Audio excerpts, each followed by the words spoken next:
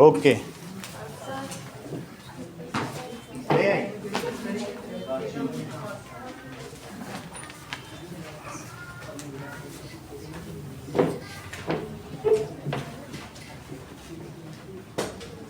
तो हम लोगों ने ये देख लिया था कि एटॉमिक नंबर क्या होता है और मास, ये दो चीज देख ली थी। ओके,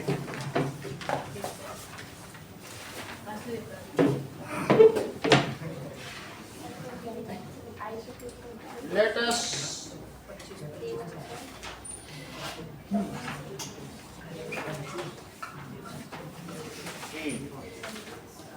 ओके, कुछ सवाल भी करते हैं, आप लोगों ने कर लिए हैं लेकिन मैं फिर अपनी तरफ से कराता हूँ। पेज नंबर 42 के इंटेक्स्ट क्वेश्चन निकालो। Page 42 in-text question 1।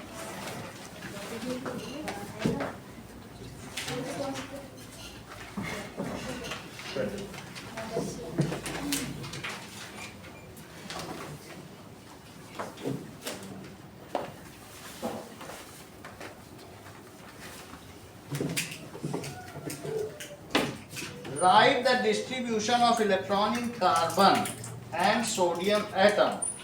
So carbon में लिखो that is कार्बन, तो इसका एटॉमिक नंबर क्या है अविश? 6।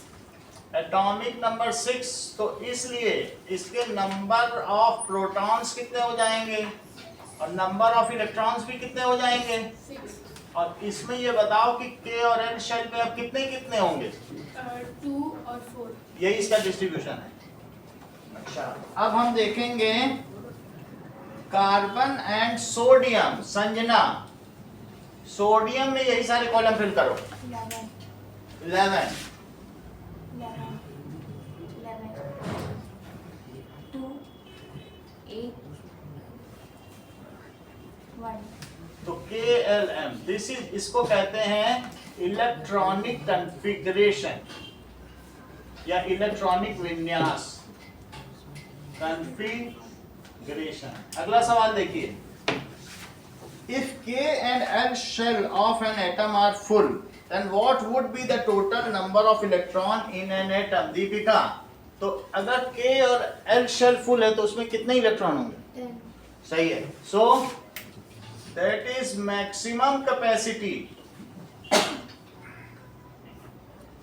of K shell is 2, while maximum capacity of L shell कितनी होती है? is 8. So total number of electron कितने होंगे? is 10. अगले इंटेक्स्ट क्वेश्चन देखिए, पेज नंबर 44 का पहला। तो पेज 44 का फर्स्ट क्वेश्चन है, how would you find the valency of chlorine, sulphur और मैग्नीशियम? वैलेंसी क्या होती है? वैलेंसी इज, दैट इज, या तो वैलेंस इलेक्ट्रॉन होता है, वो तो ठीक है, वो आपकी बात सही है, वैलेंस इलेक्ट्रॉन हो सकता है, या क्या हो सकता है? और एक minus valence electron. But valency should not be greater than 4 तक ही हो सकती है।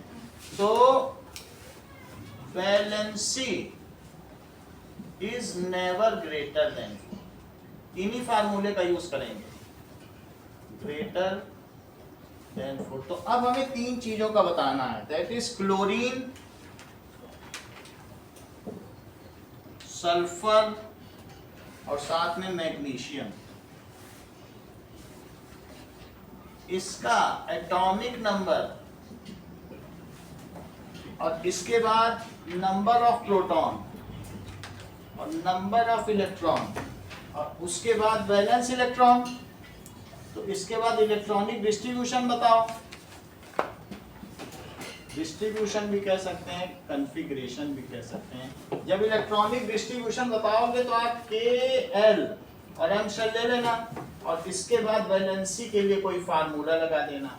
चलो, अब इन सभी कॉलम को रोहित आके फिल करो और उसके लिए इनाम पाओ।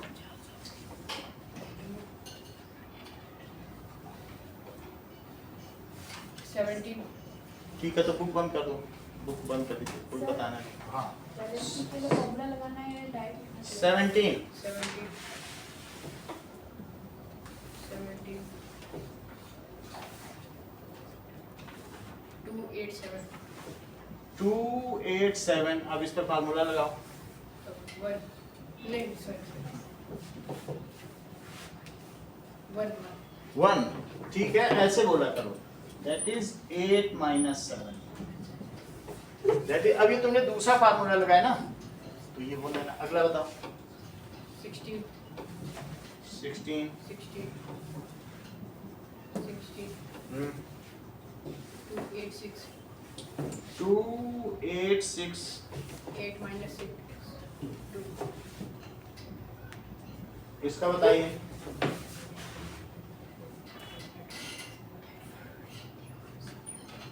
12 12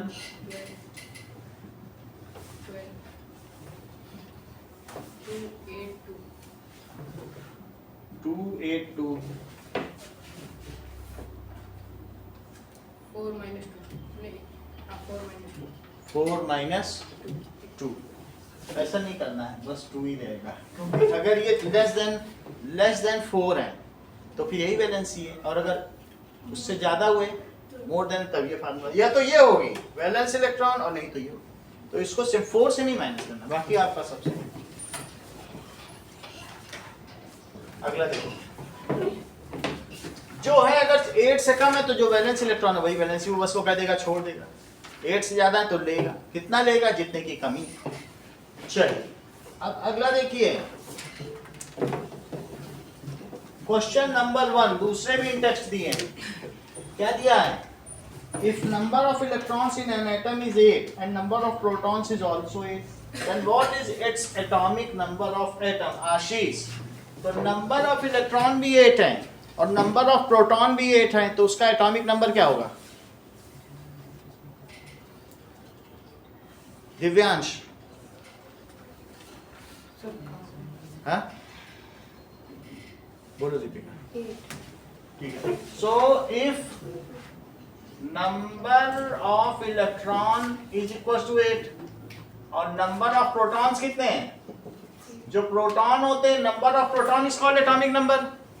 so number of protons is called atomic number. So it's atomic number, और वो एलिमेंट कौन सा होगा Divyansh? Sir oxygen is 8 and the element is oxygen. ठीक है, अगला देखो, what is the charge on an atom? अब अगर मान लीजिए मैं ऑक्सीजन ही लिख लूं, तो ऑक्सीजन, अब ना ऑक्सीजन हो गया, so oxygen has equal number of protons and electrons, so it has 0 charge. अगर इसने 2 इलेक्ट्रॉन ले लिए होते किसी से, कहता कि 8 तो इलेक्ट्रॉन है, लेकिन एक तो प्रोटॉन है और इलेक्ट्रॉन 10 करनी है, 2 ले सकता है किसी से, तो O2 माइनस हो जाता ना। तो अब ये देखो, ये मुझे बताओ ऑक्सीजन किस तरीके से दिखेगा, इसका डिस्ट्रीब्यूशन सोचो, तो कैसे सोचोगे? तो क्या इसका ऑक्टेट फुल है कि नहीं फुल है? 3 4 5 6, इसे कितने चाहिए? 2 और मिल जाए तो इसका ऑक्टेट फुल हो जाएगा। तो ये बाहर से इलेक्ट्रॉन ले सकता है, 1 इलेक्ट्रॉन और ले ले, 1 इलेक्ट्रॉन और ले ले। ऐसी स्थिति में इसके सेंटर पर 8 प्रोटॉन हो जाएंगे, 2 इलेक्ट्रॉन इसमें भर लिए, 2 और बाहर से ले लिए, तो अब इसके पास कितने इलेक्ट्रॉन हो जाएंगे? 10 काउंट कर लो, 10 है। और अब इसका चार्ज कितना होगा? It has excess of 2 negative charge, so its symbol with charge क्या हो जाएगा? O2 minus. समझ आया? और क्या ये पिछले चैप्टर में तुमने ऑक्साइड आयन का यही सिंबल नहीं पढ़ा है? तो ऐसा ये क्यों करता है? अपने ऑक्टेट को पूरा करने के लिए। और ये किसका सिंबल है? पिछले उसमें लिखा नहीं था ऑक्साइड आयन, नाइट्राइड आयन, तो इसको क्या कहेंगे? Oxide ion. नाउ दीपिका, इसके बी पार्ट का आंसर दो। ये तो ए पार्ट हो गया, बी का आंसर दो।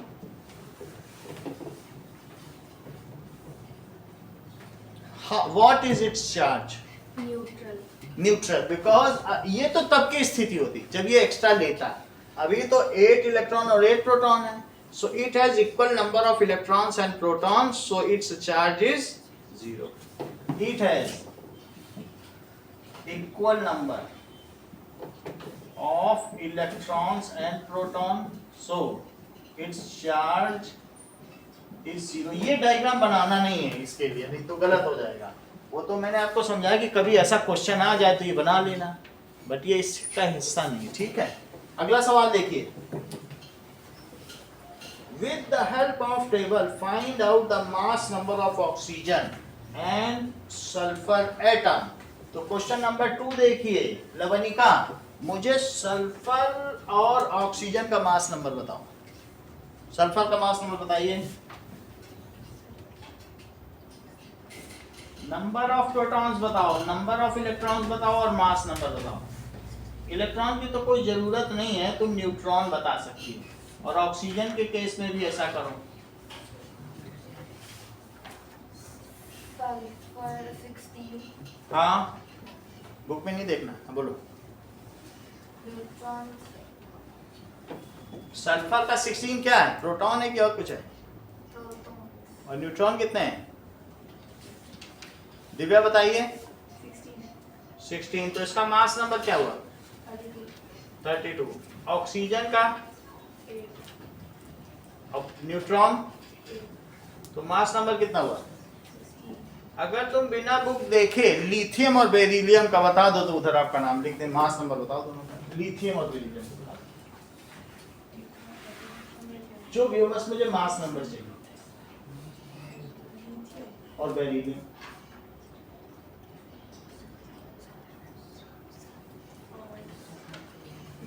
लिथियम को बताओ पहले, और बेरिलियम?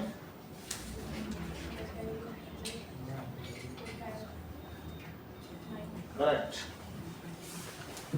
तो ये तो दोनों का मास नंबर समझ में आ गया। अब देखिए, यानी मास नंबर क्या होता होगा? It is the sum of protons and neutrons and it is the contributor of mass. सबसे भारी कौन होते हैं? इलेक्ट्रॉन तो बहुत हल्के हल्के होते हैं जो घूमा करते हैं, सेंटर में जो भारी होता है, तो वास्तव में ये न्यूक्लियॉन्स है। So what is the definition of mass number? Mass number होता क्या है? सो दो चीज की डेफिनेशन समझो, एक एटॉमिक नंबर की तो मैंने पहले लिखा दी थी आपको, और मास नंबर की क्या डेफिनेशन होती है, और मास नंबर का सिंबल क्या होता है अविश? मास नंबर का एटॉमिक नंबर का क्या सिंबल होता है? आप बताओ जिगिशा, बोलो दीपिका। सर एटॉमिक नंबर का ए होता है, मास नंबर का Z। अभी आपको बताना है, मैं नहीं बता सकता, ये तो आपको बताना है ना। चलो, एटॉमिक नंबर बुक में दिया है। Atomic number, it is number of protons in an atom, in an atom of element. Its symbol is, इसका सिंबल क्या होगा? Symbol is Z। अब देखो, मास नंबर क्या है? Mass number it is sum of protons and neutrons in nucleus of atom.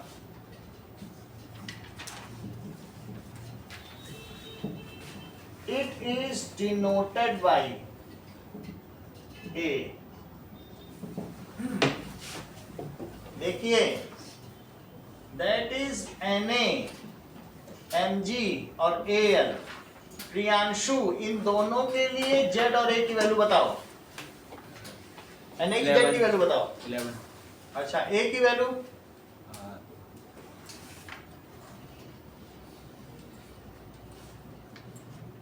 23। 23। Mg के लिए बताओ। 12। ये बताओ। 24। अच्छा, ये बताओ। 13। 13। और ये?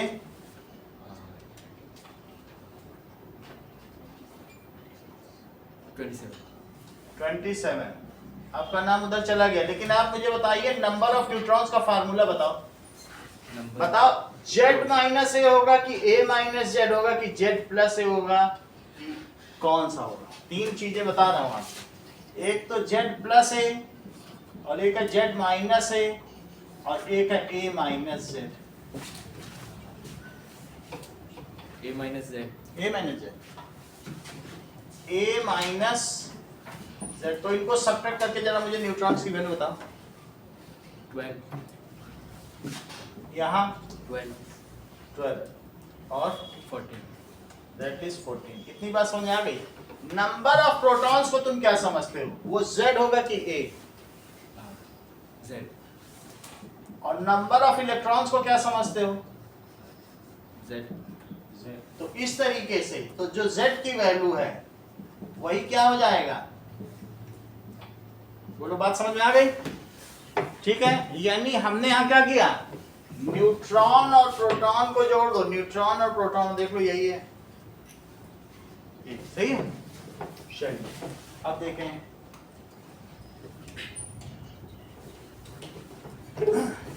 तो इसमें ये कहा गया था मास नंबर बताओ और ऑक्सीजन और सल्फर एटम का, तो वो हम लोगों ने लिख दिया, दैट इज मास नंबर कितना है? 32 and 16। अगला सवाल देखिए, आइसोटोप्स यानी समस्थानिक, हाइड्रोजन के जितने भी आइसोटोप्स हैं वो हाइड्रोजन के ही स्थान पर आएंगे, इसलिए उनका नाम है समस्थानी। उनको एक ही स्थान पर रखा जाएगा, तो इसलिए क्या कहा जाएगा? All isotopes will be there only hydrogen. अब आइसोटोप होता क्या? Those atoms of one element, any element, which has same atomic number but different mass number, those atoms of elements। जैसे मैं हाइड्रोजन में बताऊं तो इसमें एक प्रोटॉन है, इसमें भी एक प्रोटॉन है और इसमें भी एक प्रोटॉन है, इसमें कोई न्यूट्रॉन नहीं है, लेकिन एक ऐसा भी होता है, पाया जाता है उसका सैंपल जिसमें दो न्यूट्रॉन होते हैं, एक में सिर्फ प्रोटॉन, एक में एक प्रोटॉन एक न्यूट्रॉन और एक में एक प्रोटॉन और दो न्यूट्रॉन। ऐसा होने की वजह से, चूंकि प्रोटॉन एक है इसलिए इसकी केमिकल प्रॉपर्टी नहीं बदलती, उसकी वैलेंसी भी वही रहेगी। हाँ, न्यूट्रॉन होने की वजह से भारी होता चला जाता है, इसको कहेंगे प्रोटियम, इसको कहेंगे ड्यूटीरियम और इसको क्या कहेंगे? ट्रिटियम। सो इसको क्या कहा जाएगा? Protium, and this is deuterium, और इसे क्या कहा जाएगा? ट्रिटियम। तो इसको H, इसको D और इसको T कहा जाएगा। जरा प्रियांशु इन तीनों की Z की वैल्यू और A की वैल्यू तो बताओ। 1 1. हाँ बोलो। 1 1. 1 1 ना वो उसकी A की। यहाँ कितना लिखे? 2. अच्छा यहाँ 2 लिख दें, और यहाँ फिर यहाँ पे 1 1 तीनों 1. 1 ही लिखे। हाँ और 1 2. अच्छा A की बताओ। 1 2 3. 1 2 3। आइसोटोप्स होते क्या है? दोज एटम्स ऑफ एलिमेंट, ठीक है, जिनका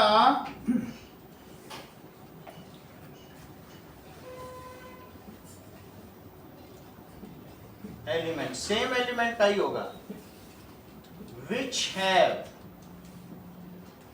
सेम एटॉमिक नंबर सेम है, बट डिफरेंट क्या होगा? Mass number. जितने भी आइसोटोप्स हैं इससे डबल डेंसिटी इसकी और इसी से ट्रिपल डेंसिटी उसकी। ट्राइटियम सबसे भारी होगा। अब देखो, जो H2O को तुम क्या कहते हो बताओ? वाटर कहते हो। अगर तुम ड्यूटीरियम से वाटर बनाओ तो उसे D2O कहेंगे। क्या कहेंगे? और उसका नाम क्या होगा? Heavy water. इसे क्या कहा जाएगा?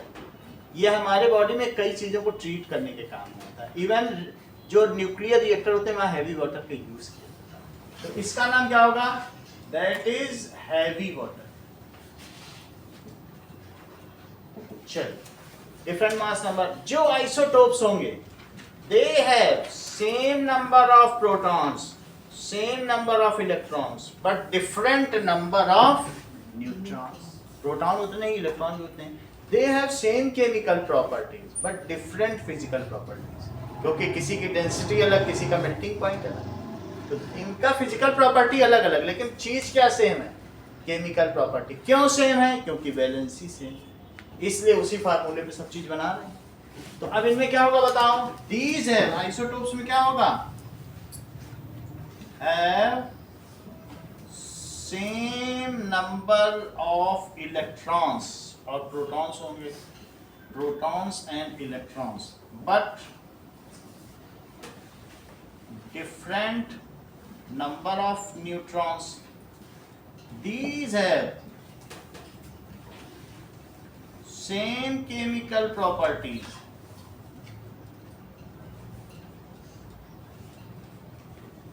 but different physical properties. Anvi, जितना यहाँ लिखा गया आइसोटोप्स के बारे में सारा बोलो, बिल्कुल पूरा बोलो. Those elements which have same number of electron and proton but different. Elements नहीं, एलिमेंट तो एक ही है, एलिमेंट हाइड्रोजन. बोलो आप सारी चीज.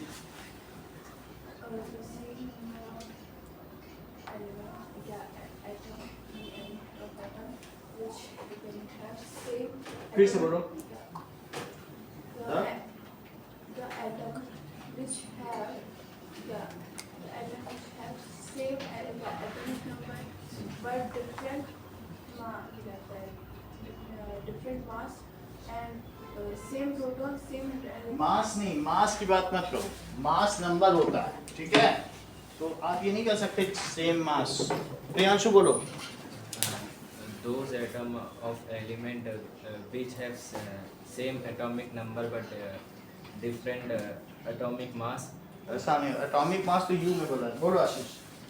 एटॉमिक मास यू में होता है वो, और ये मास नंबर की कोई यूनिट थोड़ी ना होती है. बोलो, दोनों अलग अलग चीजें.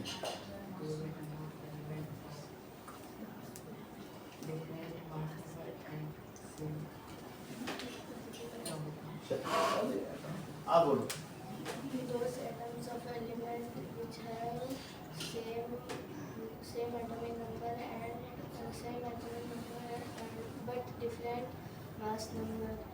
These have same number of electron and proton but different number of neutron.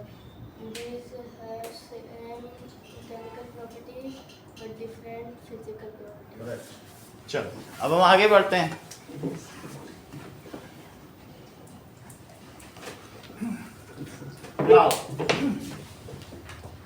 हम कुछ और आइसोटोप्स के बारे में देखेंगे. ये तो हाइड्रोजन के 3 हैं, प्रोटियम, ड्यूटेरियम एंड ट्राइटियम.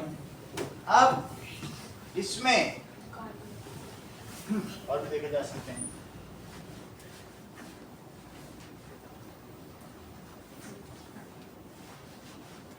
अगर इसमें से एक इलेक्ट्रॉन निकल जाए तो इसी प्रोटियम को कहते हैं प्रोटॉन.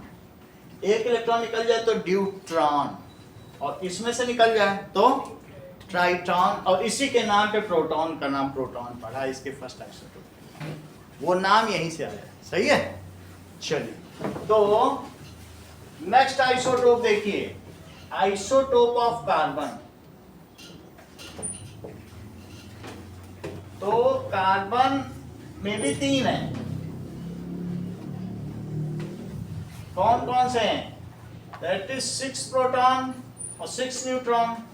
और इसी में अब जो इनर इसका ऑर्बिट है या इनर शेल है, एनर्जी सेल, एनर्जी लेवल, तो उसमें 2 इलेक्ट्रॉन रखिए. और फिर उसके बाद बाहर वाले में 1 2 3 4.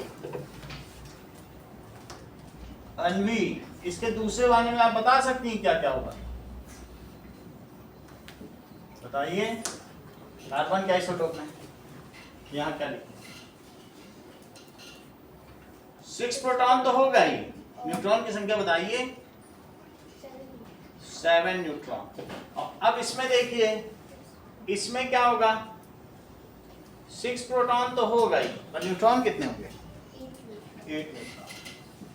तो इसमें इलेक्ट्रॉन वही है, सही है।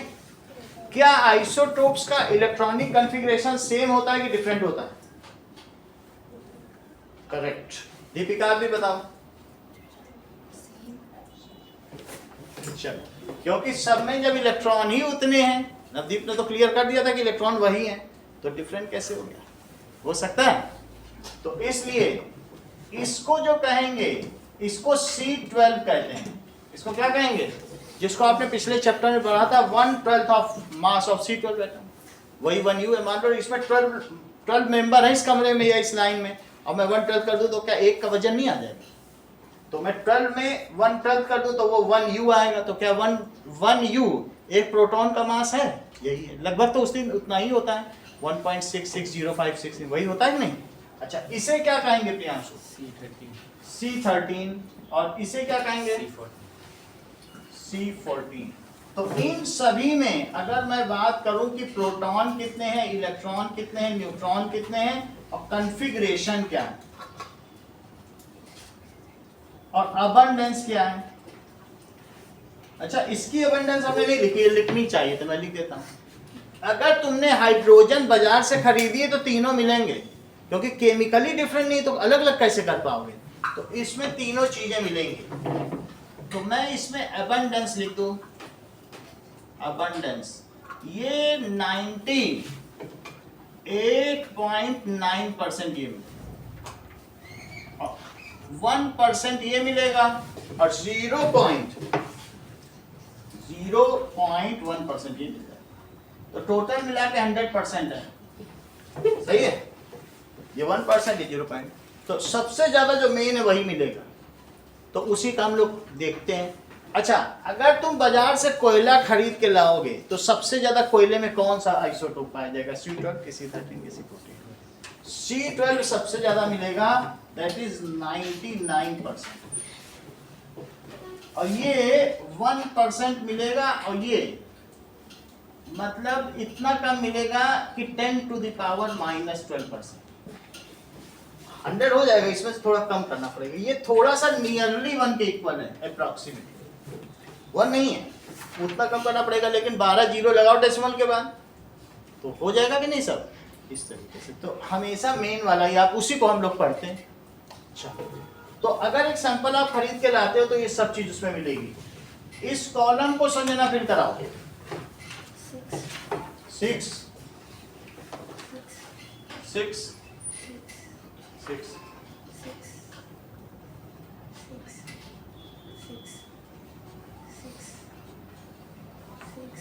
बहुत अच्छा, अब तो हर जानती, हाँ स्मार्टली बता रहे, सही।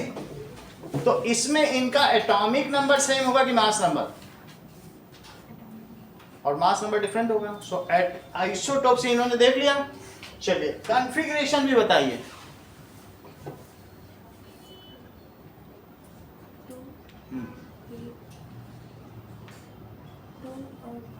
आप बताओ दिव्यांश। 2 4, तो 2,4 लिखना है, इसका बताओ। 2 5 है ना, ये से। आशीष आप भी बताओ, इसका 2 6 हो जाएगा, ठीक है। नवदीप आप भी कुछ रिपीट करो, यहाँ का लिखो, रिपीट करो।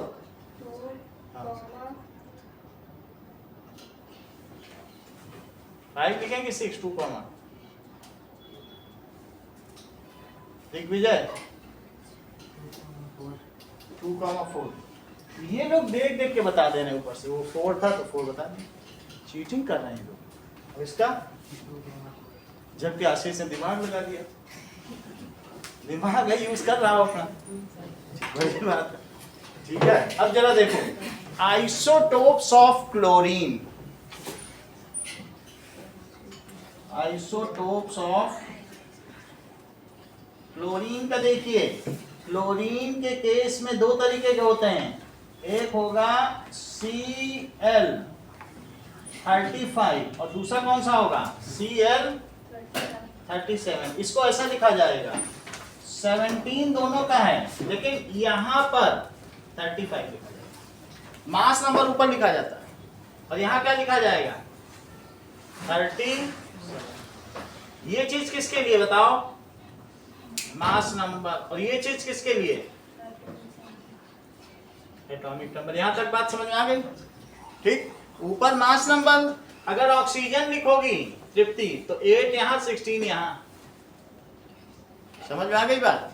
तो अब मुझे कुछ चीजें तृप्ति आप बताइए, इनके प्रोटॉन्स के नंबर, इनके इलेक्ट्रॉन्स के नंबर, इनके न्यूट्रॉन्स के नंबर, ए की वैल्यू और जेड की वैल्यू सारा बताओ।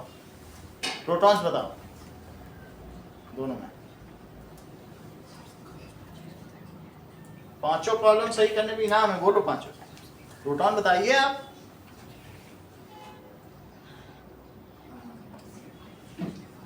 उमेश आप बताओ, प्रोटॉन बताओ।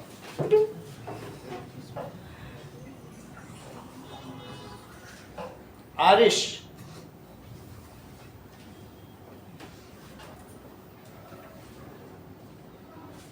जिगिशा, 17 ये तो बता ही सकते थे।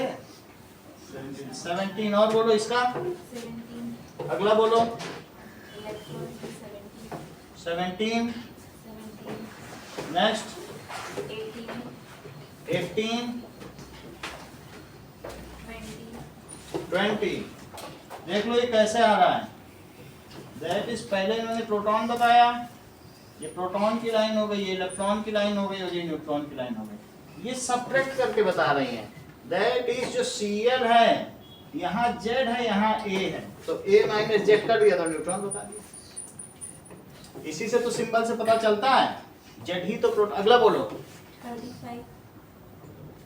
35 और 35, 37, ये बताओ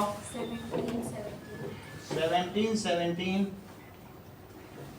दोनों का कॉन्फ़िगरेशन सेम होगा कि different? Chemical properties, physical properties, ठीक है। अब इन दोनों का अबंडेंस देखो, ये 75% पाया जाएगा, ये 25। अबंडेंस किसका है बताइए, हाउ मच इट इज, 75%, और ये कितना है 25। बोलो बात समझ आ गई? ये चीज तुम्हारे इसमें यहां पे लिखी और उसके कैलकुलेशंस दिए। अब हम इस कैलकुलेशन को चलिए, एटॉमिक मास समझ लो, एटॉमिक मास और मास नंबर अलग अलग हैं। एटॉमिक मास U में होता है और मास नंबर सिर्फ सम ऑफ प्रोटॉन्स एंड न्यूट्रॉन्स। क्या क्लोरीन का मास नंबर कभी 35.5 हो सकता है? लेकिन उसका एटॉमिक नंबर होता है 35.5, वो भी U में होता है। तो एटॉमिक मास U में होगा, वो फ्रैक्शन में भी हो सकता है, लेकिन मास नंबर कभी फ्रैक्शन में हो सकता है? नहीं हो सकता। तो इस चीज को समझें। What is average atomic mass Deepika? सबसे पहले तो तुम ये समझो कि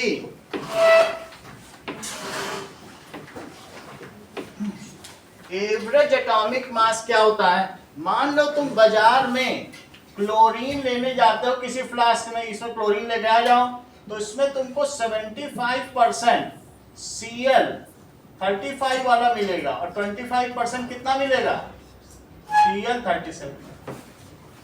समझ में आ गई बात?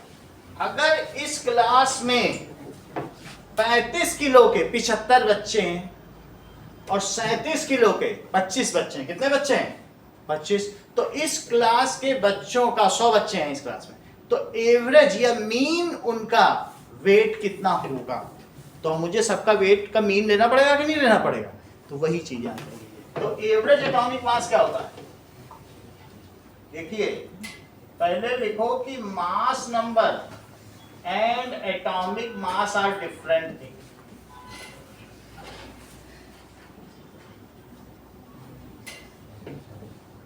तो डिफरेंट फिजिकल क्वांटिटीज होती है। क्यों?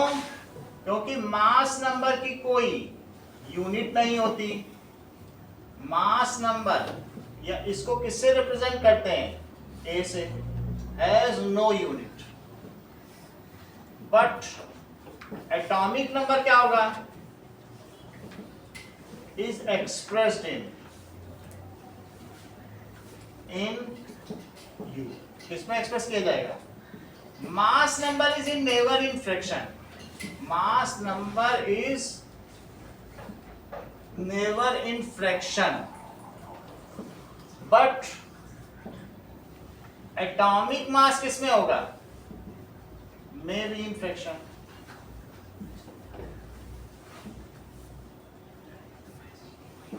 अब चेक करो, सबसे पहले आप ये देखो एवरेज एटॉमिक मास क्या होता है। What is average atomic mass? So it is mass weighted mean.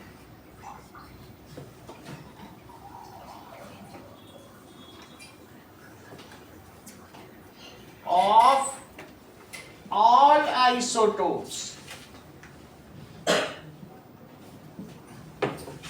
as per their abundance, यानी वो कितना कितना है, their abundance in a sample is called average atomic mass। मान लो मैं क्लोरीन का ही निकालना चाहता हूं, सही है, तो अब मुझे बताओ, तुमको मीन का फार्मूला पता है?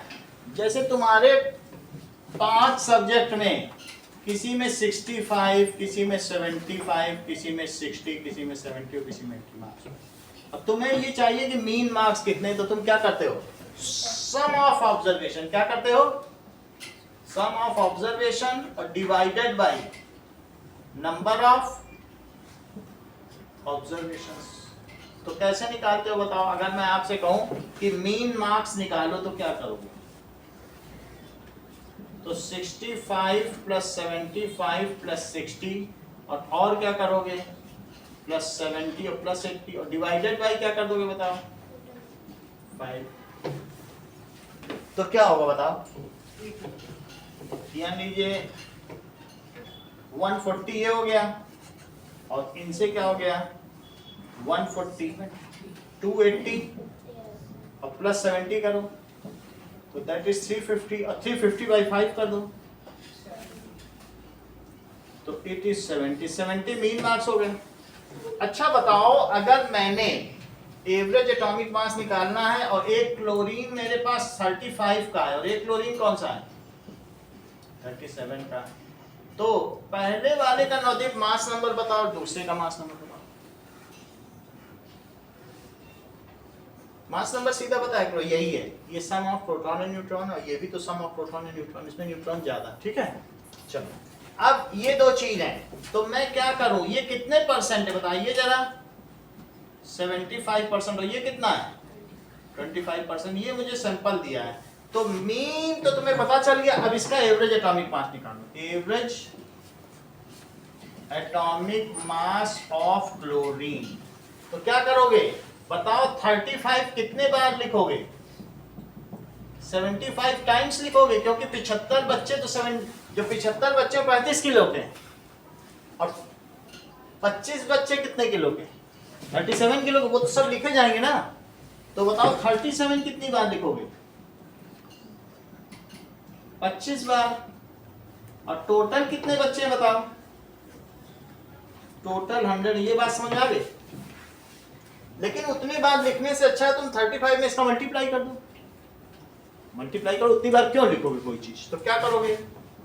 35 इंटू 75 और दूसरे में भी क्या करोगे? 25। क्यों?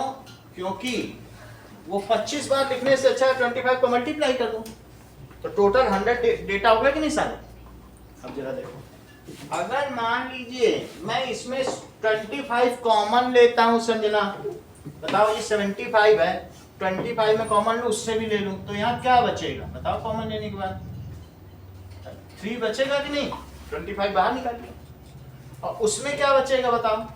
दूसरे वाले में सीधा सिर्फ 37 बचेगा और नीचे क्या बचेगा? 25 मैंने कॉमन ले लिया। इस 25 से उसको काटो तो 4 आएगा और ऊपर क्या आया बताओ? 105 और प्लस 37 और बाई 4 तो ऊपर कितना आ गया 142 में। अब तुम 4 का तो डिवाइड करो, 4 से 142 में करो, 4 3 या 12 और 4 5 या 20, फिर डेसिमल लगाओ, 4 5 या 20। तो वास्तव में जो तुम 35.5 पिछले चैप्टर में पढ़ रहे थे वो एवरेज एटॉमिक मास था, वो किसी एक का नहीं था। अगर मैं तुमसे ये पूछता कि इस आइसोटोप का एटॉमिक मास बताओ तो तुम 35U कह देते, और उसका बताओ तो 37U कहते। लेकिन जब तुम सैंपल खरीद के लाते हो तो न ये अलग मिलता है न वो अलग मिलता है, वो तो एक ही ग्रुप में दोनों चीजें मिल रही। तो इसलिए तुमको पढ़ाया जाता है कि दिस इज, ये फ्रैक्शन में हो सकता है, क्योंकि ये सबका, इस सवाल को पढ़ो, मास वेटेड मीन, कि कितना कितना सबका वेट है, उसका वेटेड मीन है उनके एबंडेंस के आधार पर, उनकी उपलब्धता के आधार पर वो कितना कितना परसेंट है। तो मैंने सबका लिया ना अकाउंटिंग के हिसाब से। समझ में आ गई बात आपको? अब जरा देखिए, सो इसलिए ये एवरेज मास, लास्ट लाइन पढ़ो, एवरेज मास ऑफ क्लोरीन कितना दिया है, दैट इज 35.5U। अलग अलग चीजों के आइसोटोप्स अलग अलग काम में आते हैं। जरा इनके एप्लीकेशंस तो पढ़िए, what is their applications.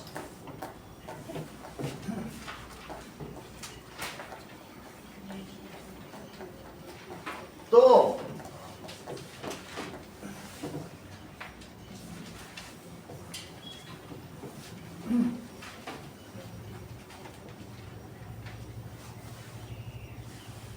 applications of isotopes,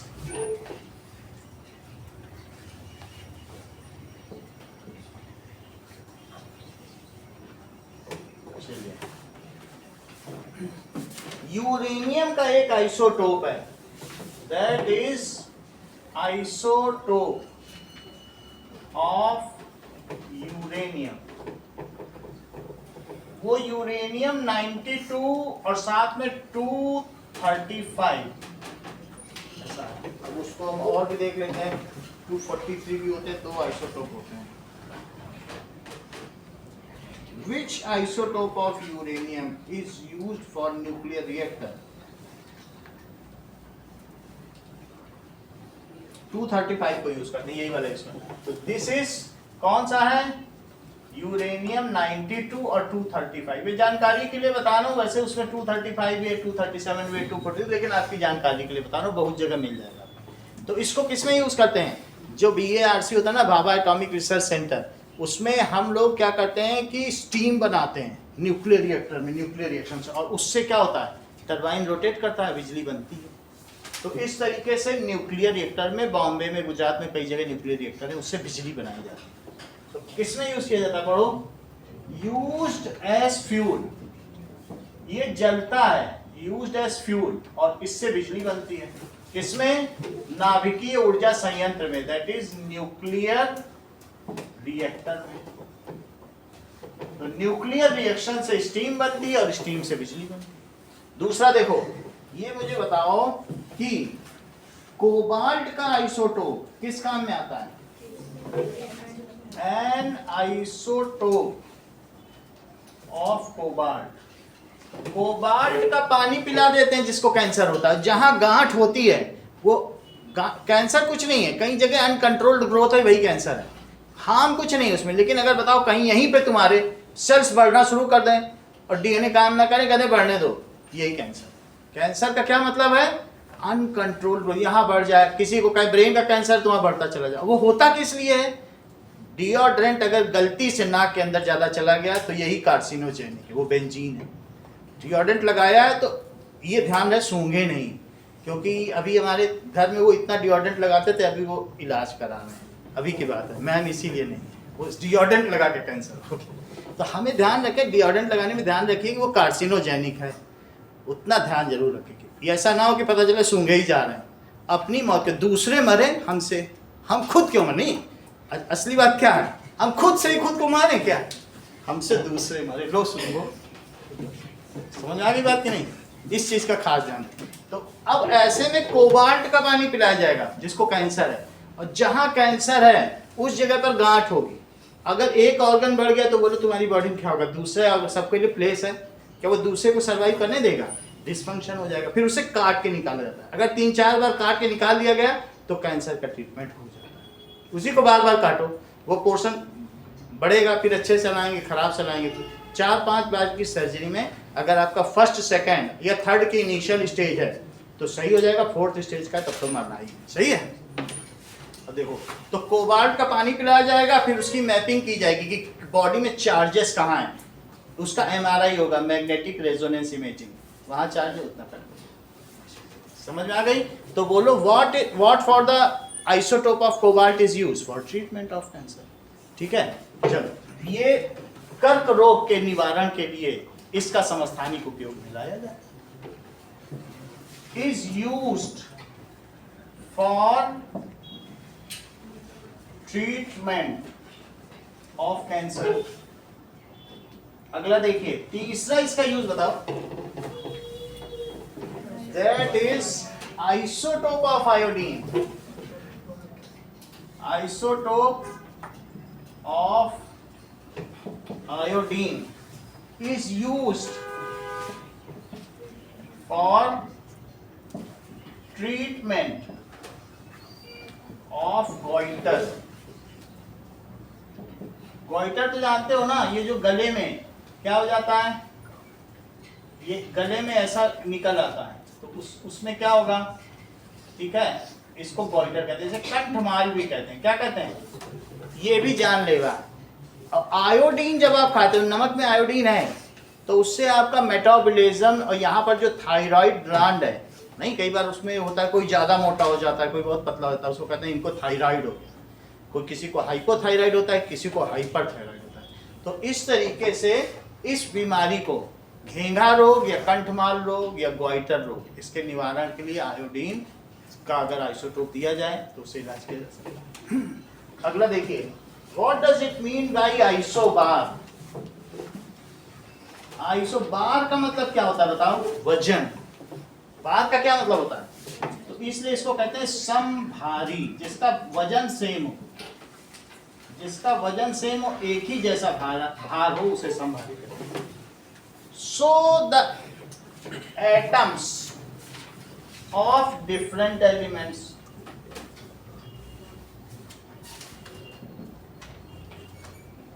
having, ठीक है, उनमें क्या होगा? Same mass number. Different element के हैं तो एटॉमिक नंबर तो उनका डिफरेंट ही होगा। इसलिए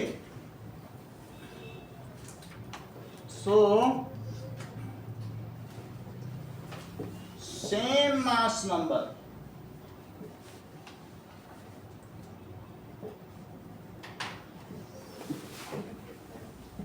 is called isobar।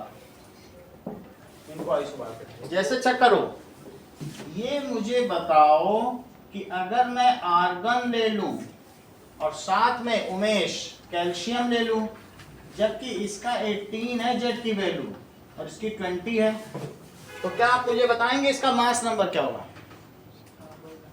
बोलो हारिश, आप बताओ।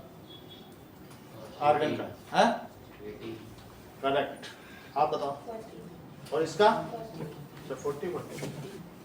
तो मास नंबर दोनों का 40 हो गया। तो क्या ये दो डिफरेंट एटम्स हैं जिनका मास नंबर सेम है? आर्गन का भी 40 और इसका 40, सही है। तो इसलिए they have different atomic number but same mass number. अगर मास नंबर सेम है तो वजन भी सेम होगा। तो क्या इनका भार एक जैसा है, वजन एक जैसा है? तो इसलिए आइसोबैरिक। बैरिक का मतलब वजन, बैर का क्या मतलब होता है? बार। कोई चीज उठाने के लिए बार का यूज होता है कि नहीं? So these are isobars. Isobars हमेशा अलग अलग एलिमेंट के होंगे। These are different atomic number but same mass number. इनका मास नंबर सेम है, सेम मास नंबर। जरा मुझे बताइए, एक मैंने ये ले लिया है, तो इसके कंपैरिजन में उमेश तुम ही बता सकते हो इसका आइसोबार क्या हुआ? 16 140 14 और 7 14 और बहुत ही क्लोजली आपने बताया। दिग्विजय आप भी बताओ, इसके आइसोबार बताओ। प्रभात, इसके साथ कोई एक आइसोबार बता दो। जिगिशा, हाँ Navdeep. Sir, N714. And 714. That is 14. इन्होंने तुरंत पकड़ लिया 14 है। अब 14 और किसका होता है? नाइट्रोजन का तो होता ही है। सही है। तो इसलिए these are आइसोबार्स, क्योंकि इनका सेम मास नंबर है। अच्छा मुझे बताओ, एक प्रश्न आपसे है, वो इनामी पेन है अविश। आइसोबार्स में नंबर ऑफ प्रोटॉन सेम होते हैं कि नंबर ऑफ इलेक्ट्रॉन सेम होते हैं कि नंबर ऑफ न्यूट्रॉन सेम होते हैं कि इनकी केमिकल प्रॉपर्टीज सेम होती है कि इनका कॉन्फ़िगरेशन सेम क्या होता है, ये बताना चाहिए। डिफरेंट तो नहीं पूछा, नंबर ऑफ प्रोटॉन होते हैं वो सेम होते हैं कि नहीं, अलग और electron neutron chemical properties chemical properties वो सेम नहीं अलग होती है। मतलब ये कहना चाहते हो कि एक गैस है तो एक मेटल है, इतना अंतर हो जाता है ही? बिल्कुल सही बात है। केमिकल प्रॉपर्टी तो अलग अलग है, डिफरेंट तो है। एक गैस है एक मेटल, कई केमिकल सेम है। और physical properties physical property same वो भी अलग होती है। एक गैस और एक मेटल, अच्छा वो अच्छा हर चीज अलग होती है, इसमें कोई सेम नहीं। कुछ सेम लग रहा है क्या? प्रोटॉन इलेक्ट्रॉन तो नहीं सेम, डिफरेंस कर लो तो इसमें 22 न्यूट्रॉन्स, इसमें 20, वो भी नहीं सेम। कॉन्फ़िगरेशन भी नहीं सेम। केमिकल प्रॉपर्टी की तो कोई बात ही मत करो, एक गैस है तो एक मेटल है। और फिर फिजिकल, गैस और मेटल की डेंसिटी क्या सेम हो जाएगी? फिजिकल, हर चीज अलग। तुम आखिरी बेल चूके हो, बस तुमने बहुत कुछ सही सही बता दिया। अब देखो नाउ, अब जरा देखें कि जो आइसोबार्स हैं, आइसोबार्स है different number of proton, electron, neutron, configuration भी अलग है, ये सब भी अलग है। और साथ में क्या अलग है? डिफरेंट फिजिकल एंड, क्योंकि वो डिफरेंट एलिमेंट ही हैं। नीचे देख लो, एक कोयला है तो एक नाइट्रोजन गैस है, कोई तालमेल है क्या? एंड केमिकल प्रॉपर्टी ना, पहली चीज define isotope, right its 3 examples with value of Z and A। दो चीज बतानी है आपको, जो 3 एग्जांपल दोगे उनका Z और A में लिख देना। Define isobar, write its 2 examples with value of proton, neutron and electron. इन्हीं से निकाल के लिख देना, प्रोटॉन, न्यूट्रॉन, इलेक्ट्रॉन लिख देना। तीसरा, इफ Cl 1735 जो कि 75% है and Cl 37 it is 25% present in a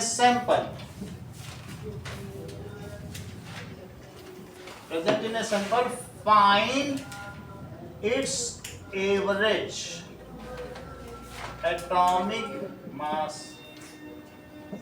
also define average atomic mass। इतना काम करना है।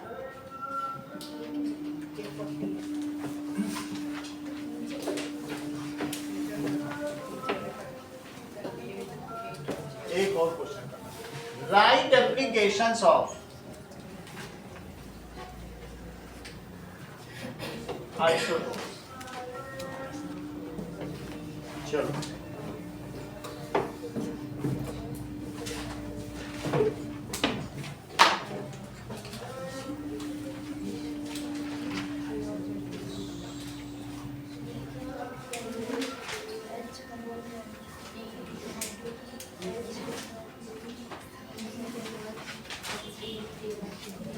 ये लो दो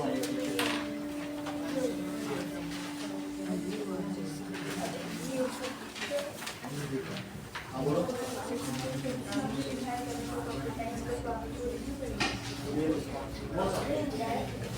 आप आइसोटोप की डेफिनेशन लिखिए बस 3 एग्जांपल और जेड इक्वेशन, एक्स्ट्रा कुछ नहीं लिखना, बस एक लाइन की डेफिनेशन लिखनी है। हाइड्रोजन का दे दो, क्लोरीन का दे दो, कार्बन एक में जितने भी होते हैं सभी को लिखने पड़ेंगे। अगर हाइड्रोजन का भी होगा तीनों लिखने पड़ेंगे, और ऐसे कार्बन के भी 3 और क्लोरीन के 2।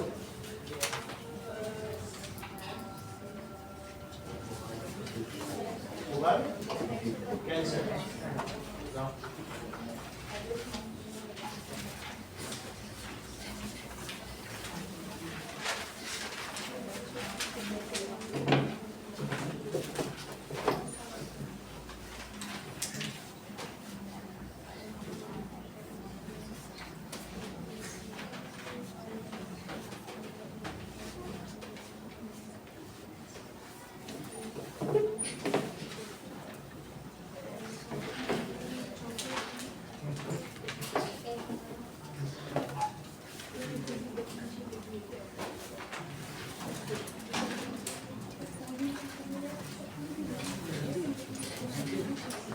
ये लो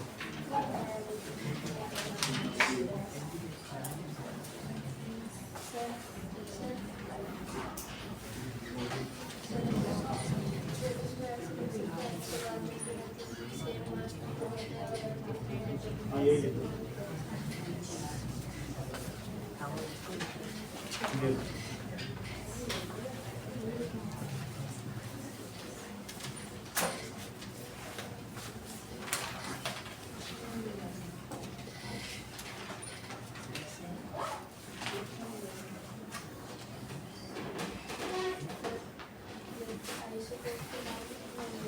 नहीं नाम नहीं लिखना, सर ये आइसोटोप की पूरी डेफिनेशन पूरी नहीं लिखना, एक लाइन है डेफिनेशन, सिर्फ एक लाइन की डेफिनेशन लिखो, किस उतना लिखोगे तो पूरा ही नहीं हो पाएगा।